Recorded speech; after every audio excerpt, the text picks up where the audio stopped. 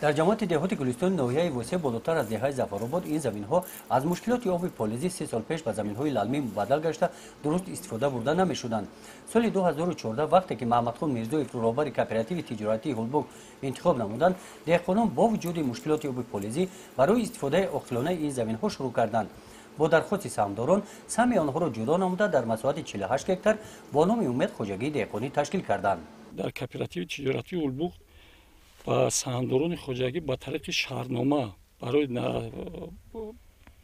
نرسیدن دور خوجگی برای کیش کردن زمین رو بکار نمونیم با سهامداران خوجگی دهقانی با شهرنامه‌ای تشکیل کرده شده است که اونها هم حاصل نکشون ودی نقض است.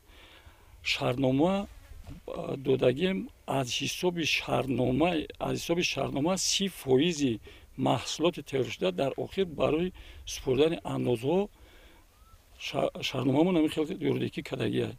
در خوجگی دهقانی امید 51 نفر سهامداران امسال پنبه‌دانه کش نمودند.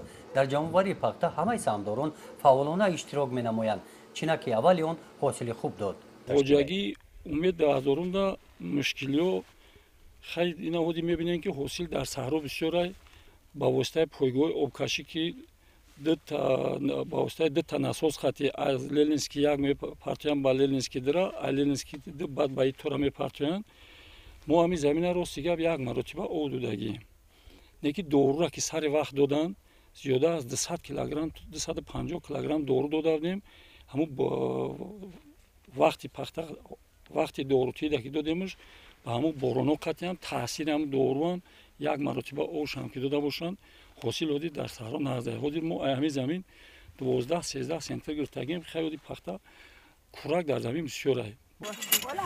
در این خوجگی شرایط مهنت خوب به راه مانده شده است. دهقانان نصف روزی با خوراک گرم تامین کرده شده، حق مهنت سری وقت پرداخت کرده می شود. همین 3 ساله ما مینادوری میگیریم، هم پول مولا میگیریم، میریم شرایطمون رو میدانیم کلا میخریم، زندگیمون رو پیش میبریم.